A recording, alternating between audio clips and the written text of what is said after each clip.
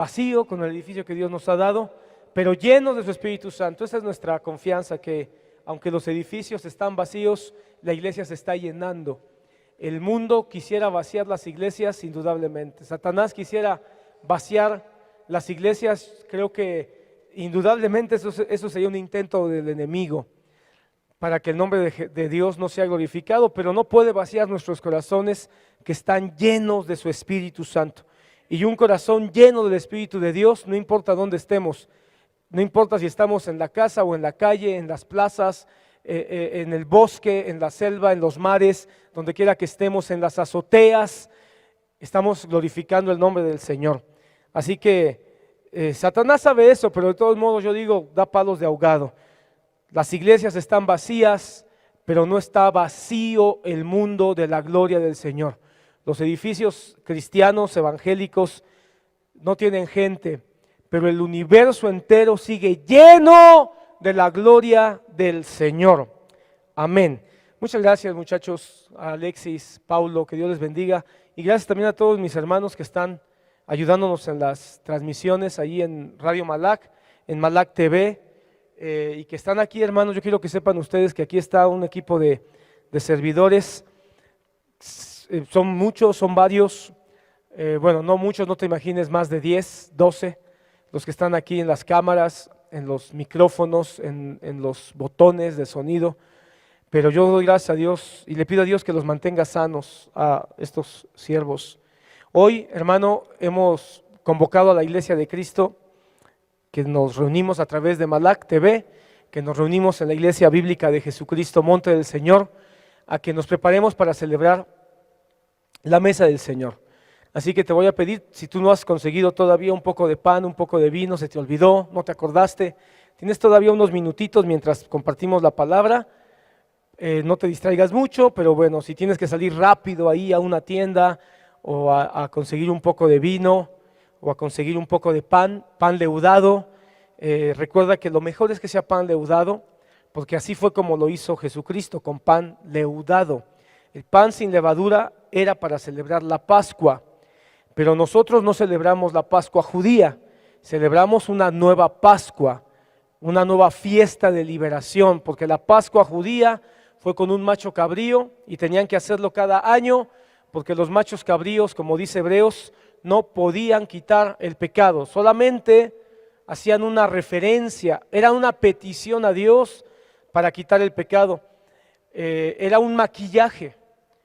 Pero Cristo Jesús no vino a maquillar, lo vino a hacer de una vez y para siempre. Él es el Cordero Pascual que con su cuerpo lleno de pecado, no el pecado de Él, sino el pecado de la humanidad, presentó el sacrificio delante de Dios para liberarnos. Así que nosotros no celebramos la Pascua judía, por eso no es pan sin levadura. Celebramos un nuevo pacto en su sangre, por eso lo hacemos como la palabra lo dice en los evangelios, con pan, con levadura. Así que bueno, prepárense, pongan una mesita ahí o en la mesa de su sala o en una mesita de centro, pongan un mantel, pongan ahí una charolita, un platito con el pan que van a utilizar, con las copas dispuestas, con el vino. Me preguntaban algunos hermanos el día viernes, ¿qué pasa si no podemos conseguir vino? Porque es verdad, hasta donde yo sé, los fines de semana hay ley seca. Mira qué triste escena vi el viernes. El viernes aproximadamente a las, que eran como las 7 de la tarde, 7 de la noche, pasamos por una licorería y había cola. Había, yo creo que fácil, unas 20 o 25 personas haciendo cola.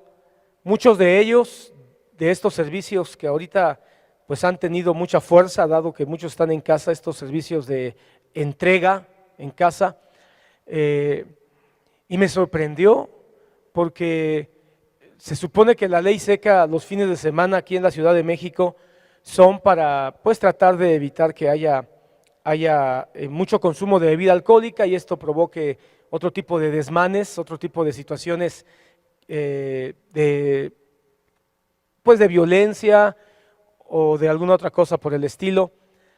Y la gente pues obviamente no va a los bares, no puede hacerlo, pero se surte de mucha cerveza, se surte de mucho vino, de mucho licor, para poder emborracharse a gusto en casa.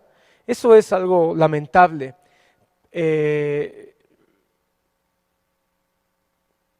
Y nos muestra lo absurdo que es la sociedad humana, porque por un lado el gobierno trata de evitar eso con ley seca el fin de semana, pero las personas se abastecen para que la ley seca no signifique nada en su estilo de vida.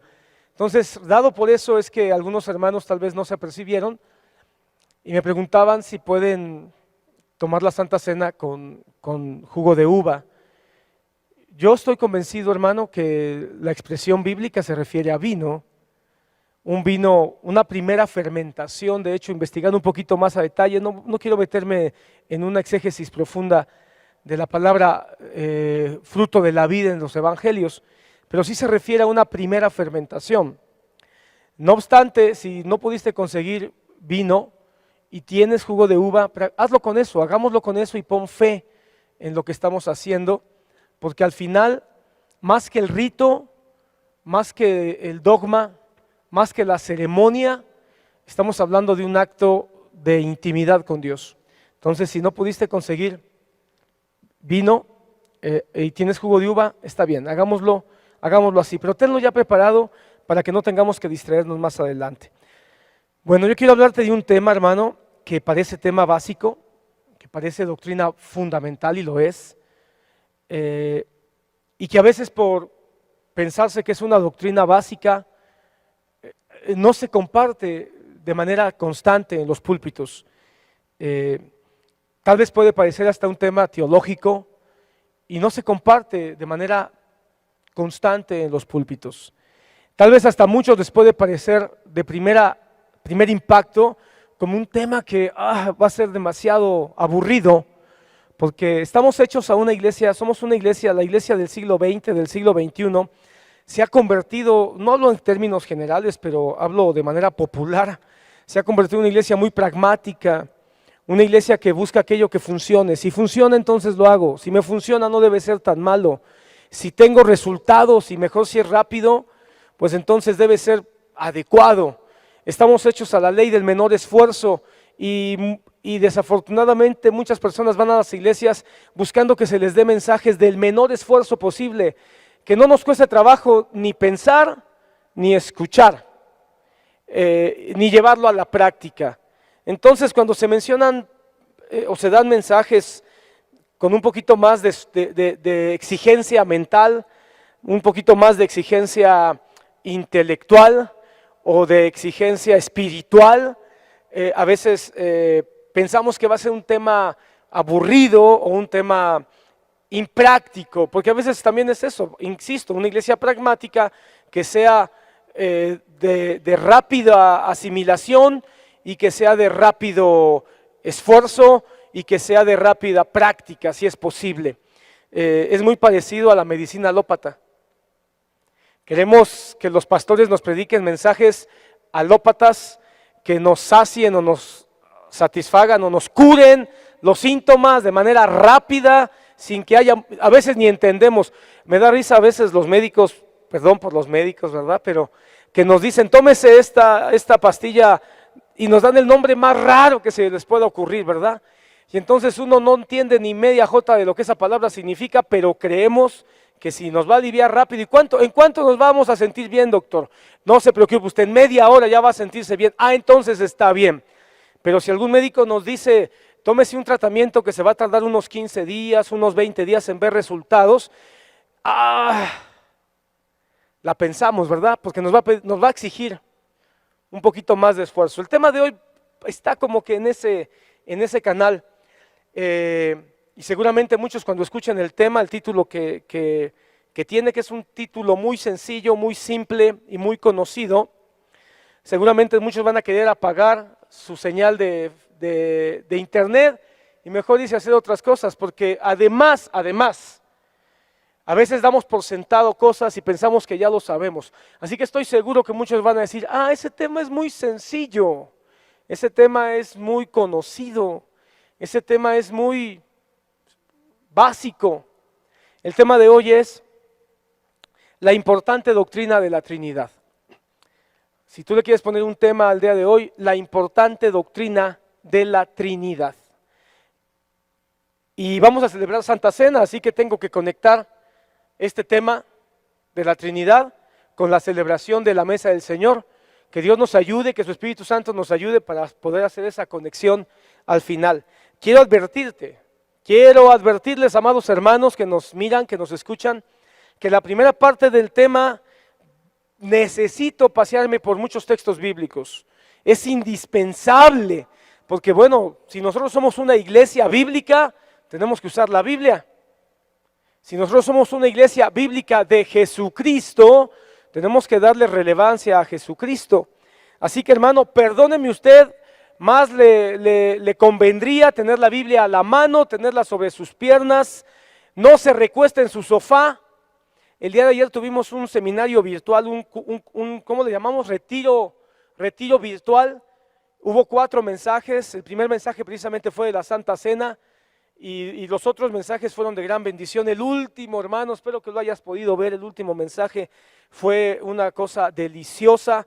El hermano predicador, el hermano Agustín Godoy, si algo hizo fue pasearnos por la Biblia, pasearnos por, no sé, cualquier cantidad de textos bíblicos nos dio. Y no nos dio ni tiempo de respirar cuando iba de un versículo a otro para demostrarnos la eficacia de Jesucristo y de la salvación a través de Él. Pero te lo comparto porque hubo un momento donde yo estaba viendo, obviamente en la sala de la casa, de su casa, y me recargué en el sofá, y solo por recargarse, hermano, cómodamente en el sofá, viendo la pantalla de la televisión, como que uno se olvida que está escuchando la palabra de Dios y uno empieza a sentirse demasiado cómodo y de repente hasta somnoliento. Cuando me di cuenta de eso, me incorporé, me senté sobre la orilla del sofá y puse mis brazos sobre mis rodillas y incliné mi rostro hacia el frente para tener una actitud, por lo menos una posición de mayor atención y concentración, porque me di cuenta que de otra manera me estaba dispersando. Así que yo te invito a que si tu sofá es muy cómodo, peor si es un sofá de esos reclinables que suben las piernitas y que dan masaje, apágalo, no aprietes esos botones, siéntate en la orilla de tu sofá, pon atención, porque sobre todo en la primera parte del mensaje mucho me temo que te voy a dar algunos conceptos, algunas definiciones y nos vamos a pasear por muchos textos de la Biblia. Quiero comenzar con una pregunta. Ahí responde tú.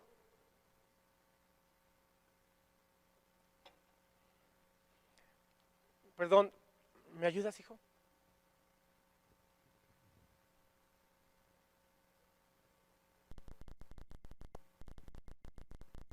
Empiezo con una pregunta.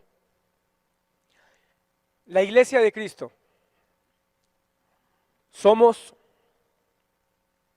monoteístas o somos politeístas? Medita en esa pregunta. ¿Tú qué piensas? ¿Eres monoteísta como iglesia de Dios o eres politeísta? Monoteísta es que creemos en un solo Dios. Politeísta es que creen en muchos dioses. Con eso en mente abramos Isaías 43.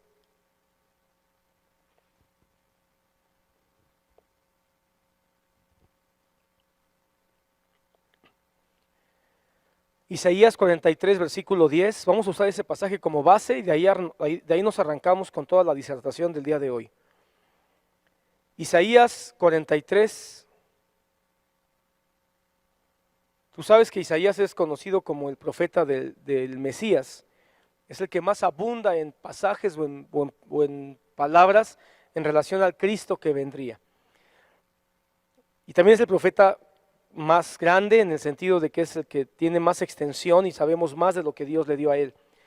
Vosotros, dice el versículo 10, Isaías 43, vosotros sois mis testigos, dice Jehová, mi siervo que yo escogí, para que me conozcáis y creáis y entendáis que yo mismo soy, para que entendáis que yo mismo soy. Antes de mí no fue formado Dios, ni lo será después de mí. Vuelvo a leer. Antes de mí no fue formado Dios, ni lo será después de mí. Yo Jehová, y fuera de mí no hay quien salve.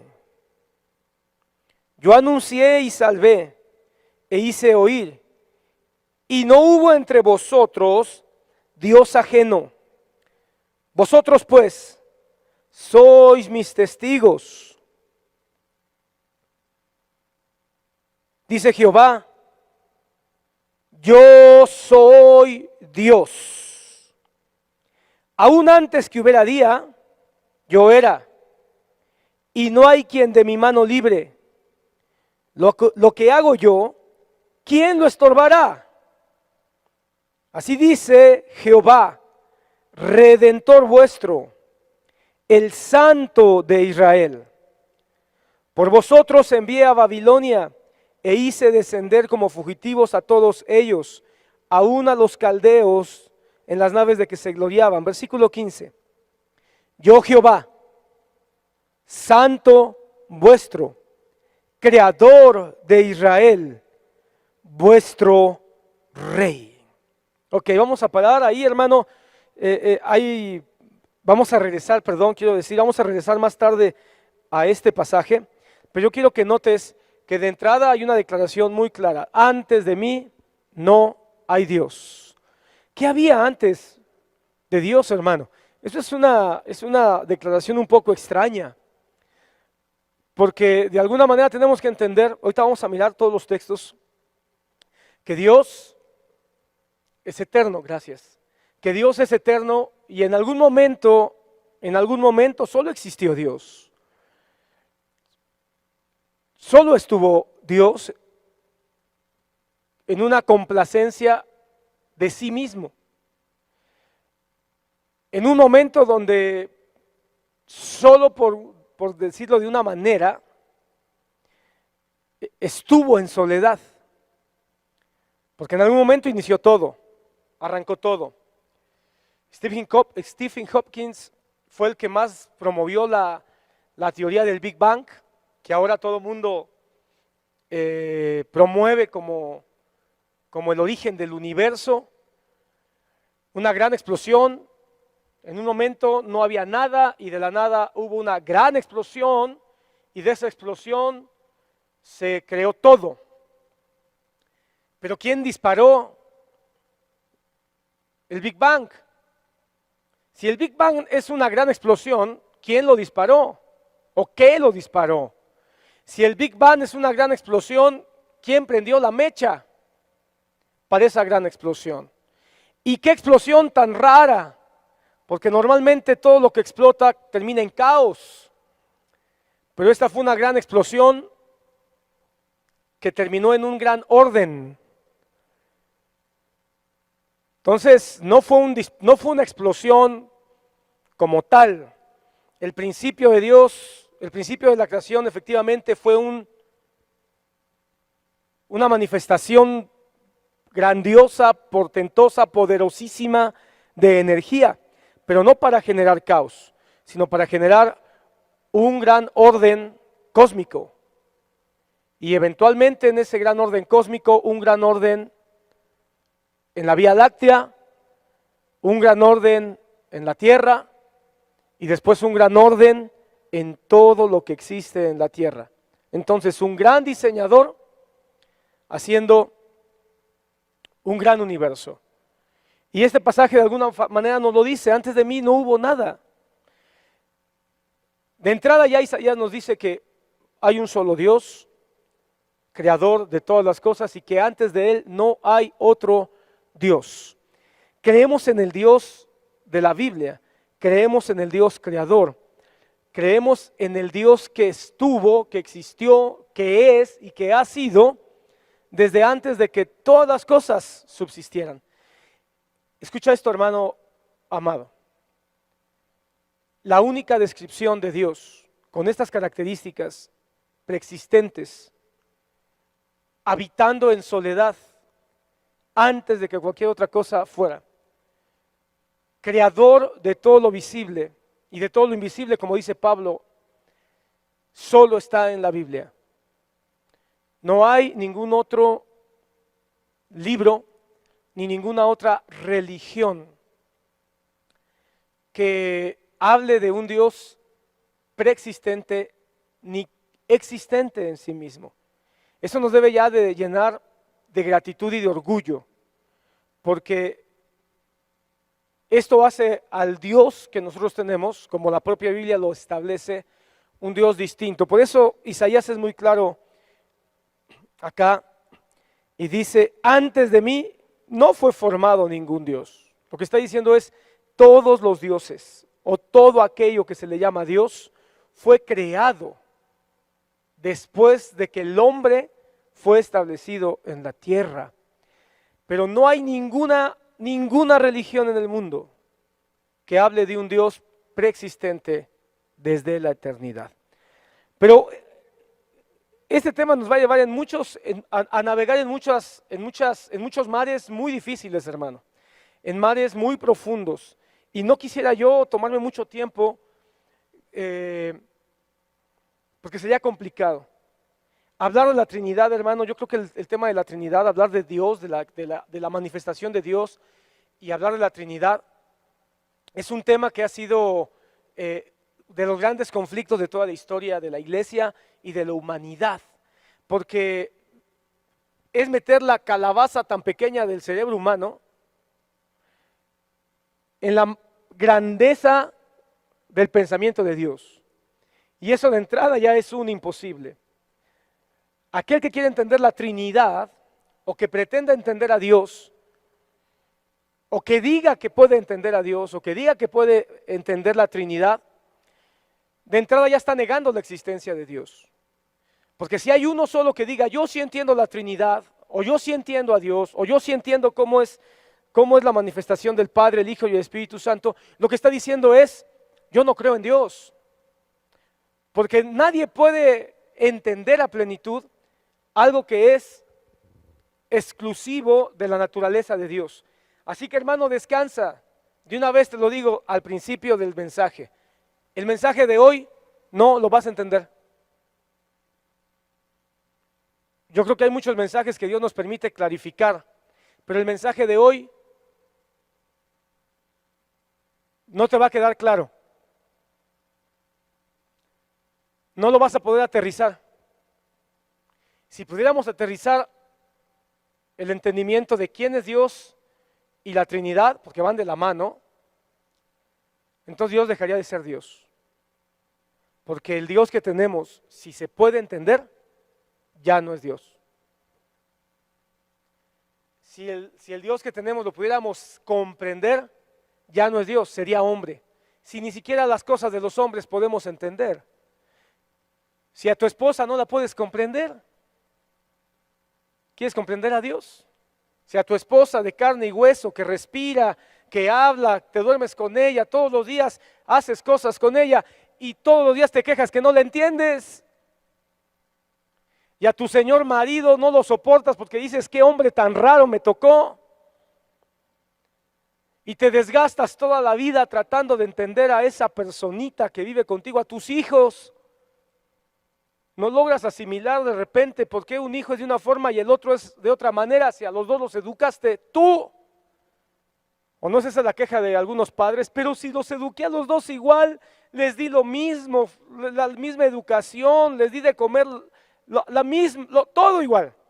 ¿Por qué este es así y este es así? Y no lo comprendes. ¿Cómo quieres comprender al más grande? Si no comprendemos lo que vemos, ¿cómo vamos a comprender lo que no vemos? Así que con esa paz en tu corazón, avancemos. No lo vas a entender. Amén. Pero te vas a gozar, o al menos eso espero. Digamos algo acerca de Dios. Dios es un ser espiritual. Empecemos por ahí. Entonces se complica más. Porque si lo que vemos, lo que es materia, nos cuesta trabajo entender, ¿cómo vamos a entender lo que es inmaterial? Dios es un ser espiritual. El apóstol Juan nos lo dijo. Dios es espíritu. Y los que lo adoran en espíritu y en verdad tienen que adorarle. Dios es espíritu. Entonces, hermanos, si Dios es espíritu, es una energía espiritual. A veces usar la palabra energía nos cuesta trabajo con Dios porque lo relacionamos con las energías que nosotros conocemos en la tierra. Pero cuando hablamos de energía nos estamos refiriendo a que Él tiene una fuerza en sí mismo. No necesita ninguna fuerza externa. Él es una fuerza en sí mismo, pero es una fuerza espiritual. Entonces, hermanos, si Él es espiritual, eso ya nos mete en un lío, porque nosotros no somos espirituales. Él es un Dios, entonces es un ser espiritual, es único, es decir, no lo puedes comparar con nada. Si Él es único, no puedes ponerlo en paralelo con nadie. Es ahí donde muchos no me logran entender por qué, aunque yo respeto a mis hermanos que celebran la Navidad en diciembre, yo los respeto y entiendo que tal vez por tradición y por enseñanzas de tradición hacen muchas cosas, pero cuando yo veo el sustento bíblico, yo entiendo por qué Dios no puede estar, Jesucristo no puede ser puesto a la par de todos los dioses que son adorados por siglos en diciembre, porque Él es único. No podemos ponerlo. Por eso, hermano, quien no entiende la Biblia o quien no entiende quién es Dios, dice es que Jesucristo es como Mahoma, Jesucristo es como Zoroastro, Jesucristo es como Buda, Jesucristo es como Zeus.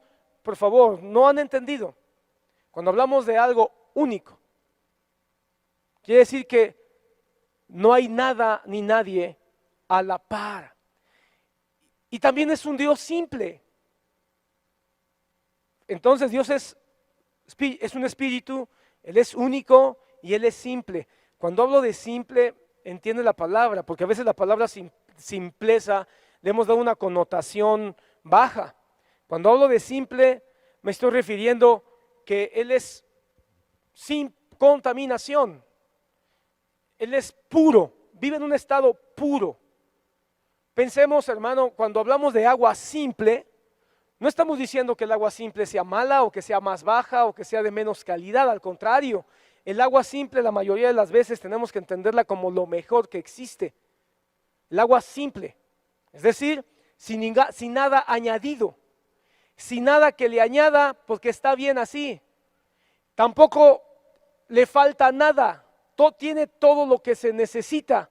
Cuando hablamos de que Dios es simple nos referimos a eso, a que Él es pleno, completo, no se le tiene que añadir nada para que sea mejor o más Dios, ni tampoco podemos decir que, como que si tan solo tuviera, Él es único, completo y perfecto. Ahora, hay dos formas en que nosotros podemos conocer a Dios. El hombre ha tenido acceso al conocimiento de Dios siempre. Estas dos formas, hermano, son las dos formas o las dos cosas que Satanás quiere apartar al ser humano. Siempre lo ha tratado de apartar de estas dos cosas y lo va a seguir haciendo y lo sigue haciendo. Y aún ahora con lo que está pasando, hermano, con esto que está pasando, usando este ejemplo, si lo podemos usar, que bendito sea el Señor, lo estamos haciendo, del COVID, te das cuenta que aún esto, el plan diabólico, el plan del mundo, es apartarnos de estas dos formas en las que Dios se manifiesta y se da a conocer. La primera forma en la que Dios se da a conocer al hombre y nos revela su grandeza, su belleza y su carácter es la creación. Pon atención. Dios se revela a través de su creación. Porque si Él es el creador de todo, entonces cuando crea, ¿cómo va a crear? ¿Con qué modelo? Si no hay nada antes de Dios. Si no existe nada antes del Señor, entonces ¿cuál es su inspiración? Él mismo. Yo no sé si alguna vez has podido ir al museo de Frida Kahlo, ahí en Coyoacán, un museo con un ambiente espiritual muy, muy denso, por cierto. Pero cuando tú ves el arte de esta mujer, que muy atormentada, esta pobre mujer, te das cuenta que su inspiración era ella misma y su desgracia. La gran mayoría de sus pinturas son autorretratos. Y la gran mayoría de sus retratos demuestran su gran dolor. Hay unos autorretratos donde se pinta con flechas, con navajas o con agujas.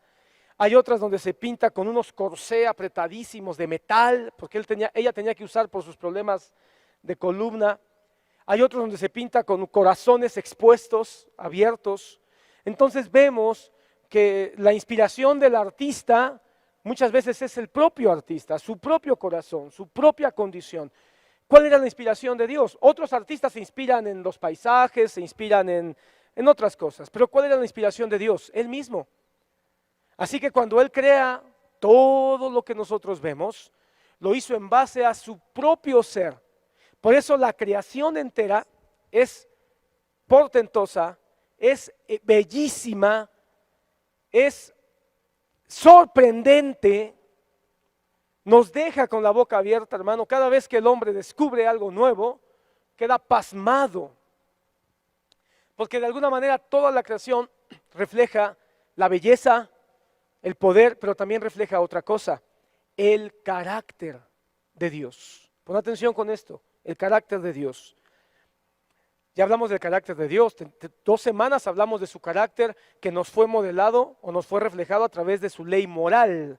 Entonces el carácter nos muestra eso. No voy a repetirlo, pero si tú recuerdas los temas de los 10 mandamientos, la creación, toda la creación, nos habla de los 10 mandamientos. Bueno, pero ¿cuál es la otra cosa que nos habla de quién es Dios? ¿Cómo se revela Dios? Primero es su creación y la otra cosa es su palabra. Después de la creación, el Señor decidió inspirar a hombres para que a través del testimonio escrito, ¿te has preguntado por qué el ser humano es el único ser vivo sobre la tierra que habla, que lee y que escribe? Hay muchos animales que tienen una inteligencia sorprendente, los delfines, los chimpancés. Pero ¿por qué solo el ser humano tiene un código muy bien definido? Las ballenas hablan, dicen los científicos, pero no tienen un lenguaje estructurado, inteligente como el ser humano. ¿Por qué Dios hizo al hombre con esa capacidad de desarrollar inteligencia para hablar, para leer y para escribir? Porque Dios iba a comunicar a través del habla, a través de la lectura y a través de la escritura. Porque iba a llegar un momento en que Dios iba a escribir su palabra. Y si tenía que escribir su palabra, tenía que hacer al hombre con esa inteligencia. A Dios no le preocupan que los demás animales lean ni escriban, porque el mensaje de la palabra no es para ellos. El mensaje de la palabra es para la corona de su creación, el ser humano. Entonces se va a revelar a través de la creación y se va a revelar a través de su palabra. La palabra dice que se reveló a través de la creación y el hombre lo despreció. En vez de entender y conocer al Dios de la creación, terminó adorando a la creación. Entonces Dios manda su palabra para que quede más claro quién es Él, cuál es su carácter, qué espera Dios o qué busca Dios del ser humano. Por eso dice el apóstol Pedro, tenemos la palabra profética más segura que le fue dada a los profetas, a través de la cual nos fue mostrado Jesucristo, el Salvador. Entonces, hermano amado, la palabra de Dios, esta es buena, es única, es suficiente. No necesitamos más palabra escrita, ya toda fue inspirada. Ahora, ¿de qué nos habla de una manera más específica la creación y la palabra? Ya lo dije, nos habla de su potencia, nos habla de su belleza, nos habla de su grandeza, nos habla de su carácter. Pero para poder entenderlo, hermano, en términos aterrizados, hablemos de los atributos de Dios. Esto es para, solo hablar de los atributos de Dios es para que nos llevemos un año, hermano, hablando de ellos. Pero es importante conocer los atributos de Dios, porque cada quien se hace una idea de Dios. aún entre cristianos venimos a Cristo, somos impactados por el mensaje de salvación, somos impactados por el mensaje de perdón de pecados, nuestra conciencia es acusada y nos damos cuenta que somos culpables, nuestro corazón es sensibilizado y nos damos cuenta que nuestra vida es una basura y necesitamos la fuerza de Dios y entregamos nuestra vida a Cristo. Pero a veces no nos detenemos a decir, bueno, Dios me salvó, pero ¿quién es el Dios que me salvó? Y claro, la puerta es Jesucristo. La puerta, él mismo lo dijo, la puerta para entender a Dios es Jesús. El que lee los evangelios empieza a conocer a Dios mismo. Pero ¿qué cosa vemos en Jesucristo? El carácter de Dios. Por eso, hermano, cuando nosotros no nos preguntamos, ¿cuál es el Dios en el que yo he creído? ¿Cómo es el Dios en el que yo he creído? Podemos terminar haciéndonos inventos, ideas raras de Dios, y podemos terminar aceptando lo que cualquiera con un micrófono en la mano y con acceso a una cámara de internet nos diga. ¿Qué dice la Biblia acerca de quién es Dios? Ya dijimos, Dios es un ser espiritual, es un Dios único, es un ser simple. El hombre es el que lo complica. Pero yo quiero mostrarte con la palabra rápido, muy rápido, porque no nos podemos entretener en esto. Como te lo digo, esto es para un año. Fíjate lo que dice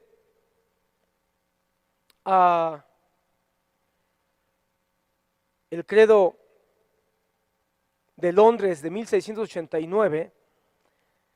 Creo que nos ayuda bastante. No hay sino solo un Dios, vivo y verdadero, quien es infinito en su ser y perfección, un espíritu purísimo, simple, invisible, sin cuerpo o partes o pasiones, inmutable, inmenso, eterno, incomprensible, todopoderoso, sumo sabio, sumo santo, sumo libre, sumo absoluto, obrando todas las cosas de acuerdo al consejo de su inmutable y justísima voluntad, para su propia gloria, amantísimo, clemente, misericordioso, paciente, abundante en bondad y verdad, que perdona la iniquidad, la transgresión y el pecado, galardonador de todos los que lo buscan con diligencia,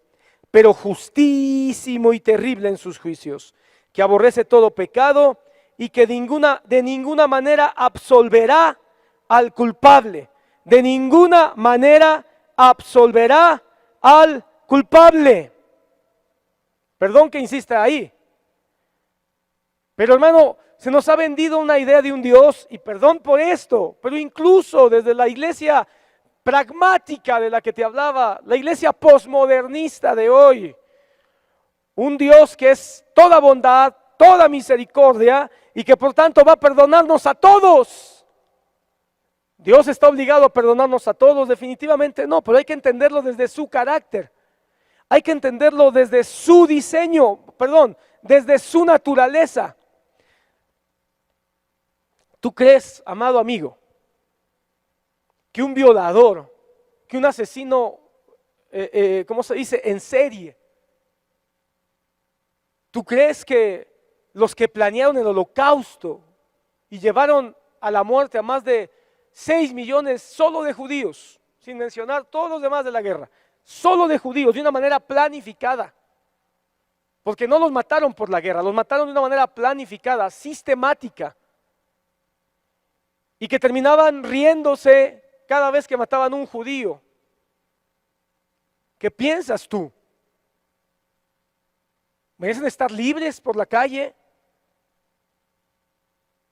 Si nosotros, hermanos, tenemos un sentido de justicia que nos viene de Dios, dicho sea de paso, y decimos al violador, al asesino, al secuestrador, hay que hacer lo que pague. Y en México no hay ley marcial. Pero muchos en México quisieran que hubiera ley marcial para ese tipo de delincuentes. ¿Estarías tú de acuerdo en que ahorita que está el COVID que se liberaran a todos los asesinos y a todos los violadores y a todos los secuestradores que hay en la cárcel para evitar un contagio dentro de las cárceles? ¿Por qué entonces no estás de acuerdo en que el culpable vaya al infierno?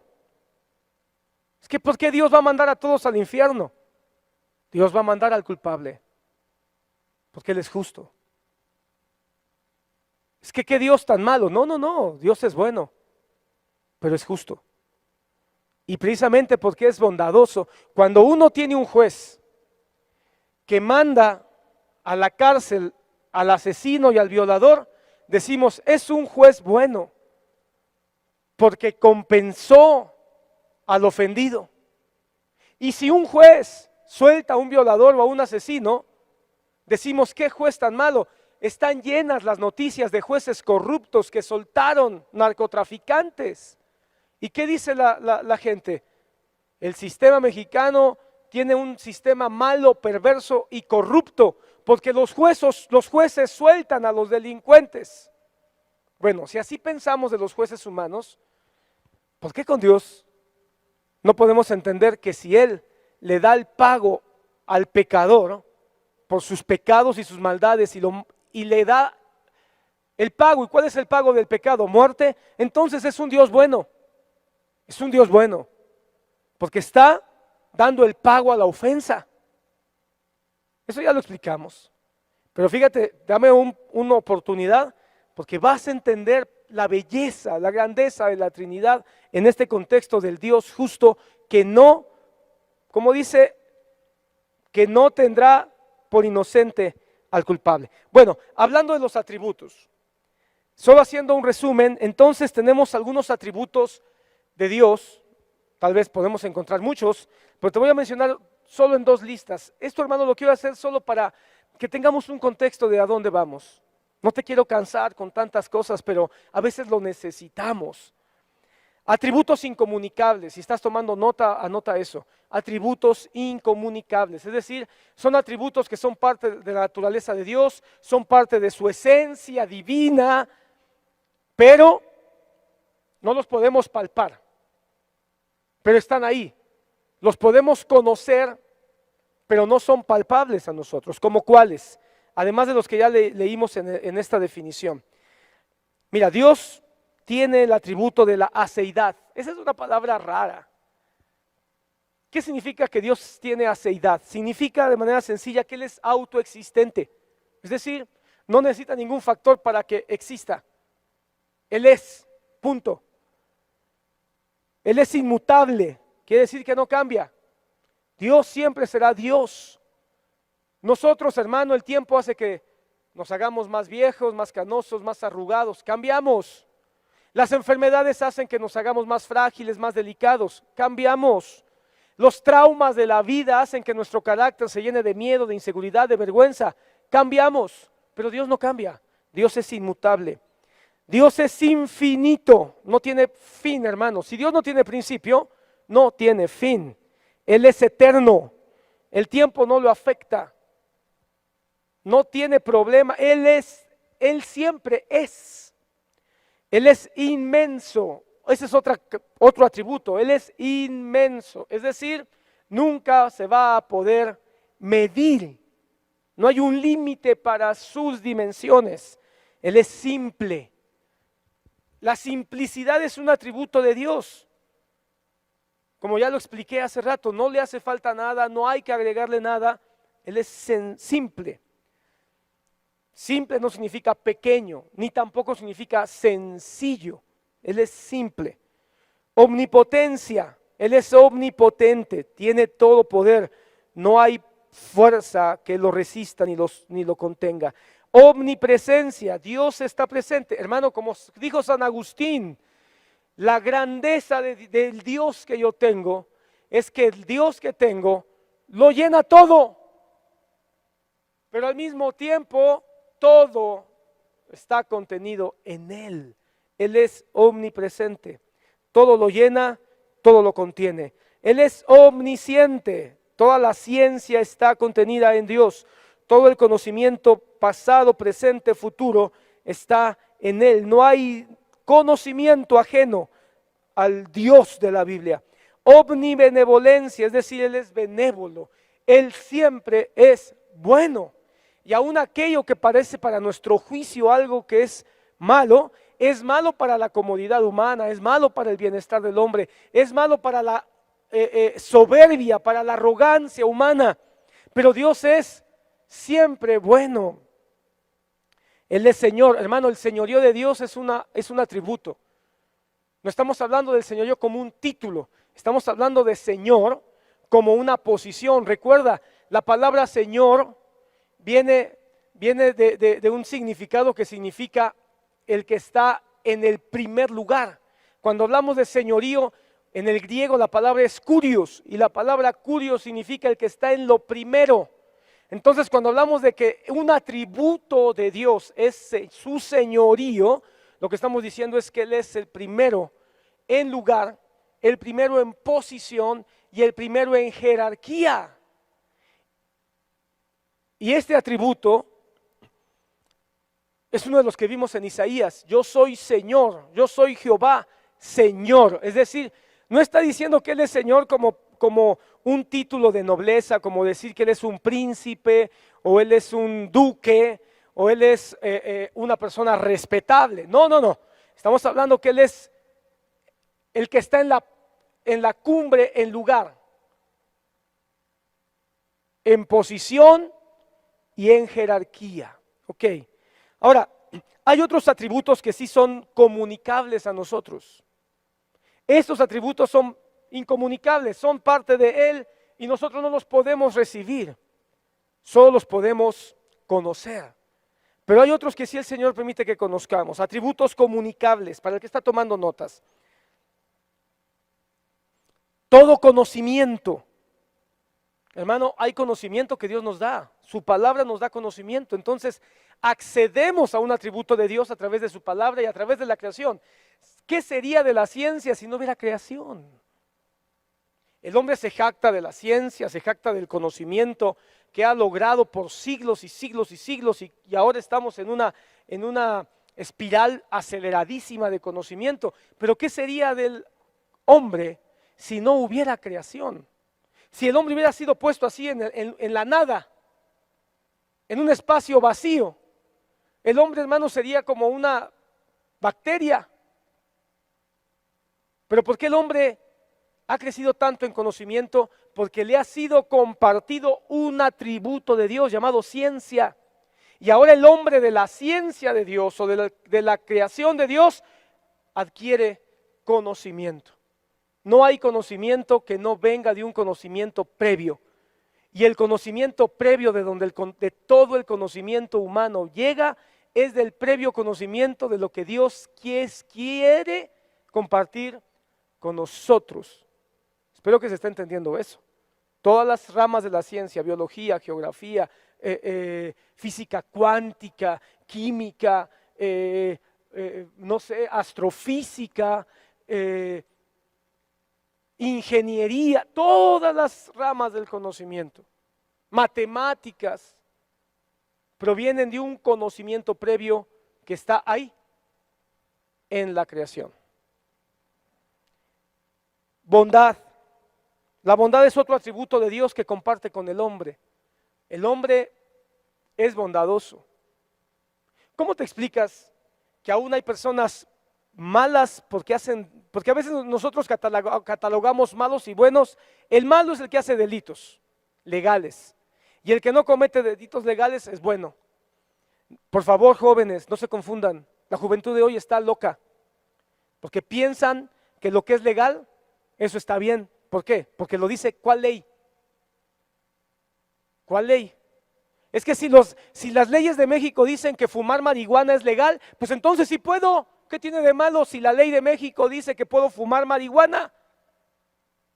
Si la ley de México o del mundo dice que los homosexuales y las lesbianas pueden convivir o pueden practicar sus aberraciones sexuales, entonces si el gobierno lo dice debe estar bien. No, lo legal no significa que sea moral. Por eso la iglesia de Cristo debe de tomar en cuenta antes de las leyes de los hombres la ley moral de Dios. Y en esa ley moral, ¿cómo te explicas que haya un delincuente que puede ser bondadoso con su mamá y a su mamá le compra una gran casa?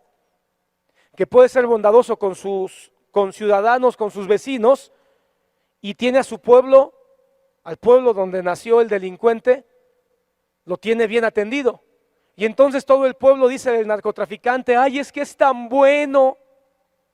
Viera usted, ojalá nunca lo metan a la cárcel porque el Chapo es tan bueno. Sí, ha matado como a 2,000, 3,000, 4,000, 10,000 personas, pero le da de comer como a otras 300 aquí en el pueblito. Entonces él es tan bueno. ¿Cómo te explicas esa bondad en alguien que mata y que corrompe la salud? Es un atributo que Dios comparte con la humanidad. Pero obviamente el hombre en su imperfección, aunque recibe esos atributos, no los entiende, no los percibe y no le da gloria a Dios. Pero ¿qué sería del ser humano si no hubiera atributos que él compartiera? El amor es otro atributo de Dios. Dios es amor, eso es verdad. Dios es amor. Y por eso el hombre es capaz de amar, porque es un atributo compartido. Fíjate que la mayoría de los cristianos, cuando tú le preguntas a un cristiano: oye, ¿quién es Dios? ¿Y sabes qué respondemos? Dios es amor. Es el único versículo que no sabemos para definir a Dios. Primer carta de Juan: Dios es amor. Y nada más. Así, Él es amor. Solo nos sabemos primera de Juan, Dios es amor, y Juan 3:16. De tal manera amó Dios al mundo. Y nos quedamos con ese atributo de Dios. ¿Pero qué con todos los demás? Dios sí es amor, pero hay otros atributos. Y nosotros amamos, dice la palabra, porque Él nos amó primero. El hombre no sería capaz de entender, hermano, el hombre tiene una minúscula cantidad de expresión de amor. Y aún con esa minúscula cantidad de amor, el hombre puede terminar amando aunque sea malo. Vuelvo a entender, vuelvo a explicar, vuelvo a decir. Jesucristo mismo dijo: vosotros siendo malos saben darle buenas cosas a vuestros hijos. ¿Por qué? ¿Por qué si el hombre es malo le da buenas cosas a sus hijos? Porque tiene un atributo de Dios que Dios quiso compartir con el hombre: amor. Santidad. La santidad es otro atributo que Dios quiere comunicar al ser humano. La santidad, la capacidad de ser apartado. Cuando hablamos de un Dios santo, nos estamos refiriendo a un Dios que es apartado, exclusivo, único. Y Dios quiere compartir eso también con el hombre. Justicia, Dios es justo. Hablamos del amor, pero no hablamos de la justicia. ¿Por qué no decimos Dios es justo? ¿Por qué no decimos Dios es santo? Si también la palabra dice: sed santos como yo soy santos. Cuando Dios habla de su justicia en toda la palabra de Dios, Dios es justo y quiere comunicar su justicia. Precisamente porque Dios es justo, no tendrá por inocente al culpable, porque Dios es justo. Hermano, si Dios no castiga al que hace pecado, entonces Dios no es Dios, dejaría de ser Dios, porque Dios no es justo, pero Dios es justo. Y al que cometa pecado, lo va a castigar, porque Él es justo. Pero Él también es amor. ¿Y qué acaso el padre que ama a su hijo no lo corrige? ¿No dice eso el proverbio? ¿O acaso el padre que ama a su hijo, cuando ve que su hijo está cometiendo un acto peligroso que lo va a llevar a la perdición, el padre deja que se pierda, que se muera? ¿Cómo te explicas que el hijo de el narcotraficante de Colombia, el que narcotizó todo Colombia, ¿cómo se llamaba? Pablo Escobar. ¿Cómo te explicas que él sacó a su hijo y lo mandó a la universidad a otro país y no lo tuvo en el negocio? ¿Por qué? ¿Cómo te explicas que Steve Jobs, el creador de los iPhone y de las iPad y toda esta tecnología que tanto nos gusta ahora, cómo te explicas que mientras él estuvo vivo, a sus hijos menores de edad nunca les dio un iPhone, nunca les dio un iPad? ¿Qué sabía él? ¿Qué conocía de los peligros que podía causar en la psique de los menores de edad, de los niños y también de los adultos? Porque un padre, aunque haga algo que sepa que tiene algo que no es tan bueno, porque ama, cuida. Eso también se llama justicia. Un padre puede ser injusto con los demás, pero trata de ser justo con sus hijos. Misericordia. Dios es misericordioso y eso lo ha compartido con nosotros. Nos ha comunicado su misericordia. La misericordia es la expresión de amar lo que no hay razones obvias para amar. La verdad, un atributo de Dios es que en Él está la verdad y no hay mentira. Entonces, ¿quieres conocer la verdad? Ya no estés escuchando tantas noticias en internet, porque en internet todos dicen tener la verdad y uno termina confundido. Vea la Biblia. ¿Qué dice la Biblia? Confía en la Biblia. Ahí está revelado el Dios de verdad. Soberanía, Dios es soberano y su soberanía la comparte con nosotros, su propósito. La soberanía de Dios es que Él va a hacer como Él quiera, cuando Él quiera, para su gloria. Así que si confiamos en la soberanía, podemos estar confiados que no hay nada que se escape a su conocimiento y a su propósito. Dios comparte su atributo de voluntad. Él comparte su voluntad. Un atributo de Dios es que su voluntad se va a cumplir. No hay nada que evite que la voluntad de Dios no se cumpla. Y esa voluntad nos la da a conocer a través de su palabra y a través de Jesucristo. Ira, aunque tú no lo creas, un atributo de Dios es la ira. Pero yo quiero que entiendas que los atributos de Dios no es solo amor, no es solo justicia, no es solo misericordia, no es solo ira, sino que todos estos atributos son parte de Él. Y alguien tal vez dirá, no, Dios no es iracundo. No dije que fuera iracundo, lo que dije es que tiene un atributo que se llama ira. Y la palabra de Dios dice que Él va a manifestar su ira hacia aquellos que transgredan. La palabra de Dios dice que Él es grande en misericordia y tardo para la ira. Pero el hecho de que diga que es tardo para la ira no significa que la ira no esté en Él. La ira está en Él, pero es tardo. Pero no significa que no sea parte de su naturaleza.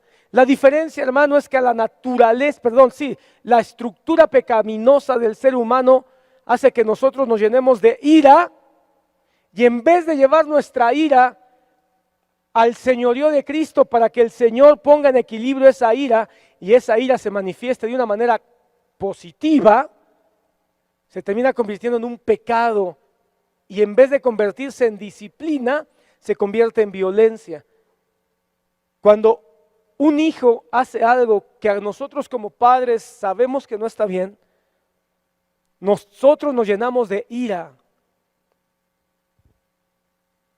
Pero tenemos dos destinos. Una vez que la ira ya nos tomó como padres, tenemos dos opciones. Optamos por la disciplina, que es lo que la palabra de Dios nos invita. Padres, no provoquéis a ira a vuestros hijos, sino disciplinarlos en la palabra y en la corrección del Señor. O nos llenamos de violencia. Pero el origen es la ira. Una ira que nosotros tenemos porque nuestro hijo dijo algo que no estuvo bien, lastimó a alguien más y nosotros sabemos que eso no es correcto. ¿Qué hacemos si nuestro hijo de repente llega y robó en la tiendita de la esquina? ¿Y alguien te vio? ¿Nadie te vio? ¡Qué listo eres, hijo! Te pareces a tu padre, igual de pecador. O decimos, no, hijo, eso no estuvo bien. Pero nadie se dio cuenta, papá. No importa. Tú te diste cuenta. Dios se dio cuenta. Y entonces nos llenamos de ira, porque decimos, yo no lo eduqué así, yo no lo enseñé así, yo no le he dado esos ejemplos. Pero tenemos dos opciones. Si dejamos que nuestra ira, que es un atributo de Dios que Dios comparte con nosotros, se ha tomado por el pecado, entonces vamos a terminar golpeando, vamos a terminar ofendiendo, lastimando la autoestima y tal vez le vamos a soltar una serie de maldiciones a nuestro hijo. Pero si la ira está sometida a Dios y a su palabra, entonces esa ira se puede convertir en disciplina y corrección. Y entonces podemos instruir y podemos decir, bueno, ahora vas a tener que ir y entregar eso que quitaste, que robaste. No, pero que me da pena, me da vergüenza, no importa, eso es lo correcto. y vas a tener que pagarlo. No estamos lastimando, no estamos agrediendo, pues estamos instruyendo y corrigiendo. La ira de Dios, hermano, ¿sabes por qué se tarda?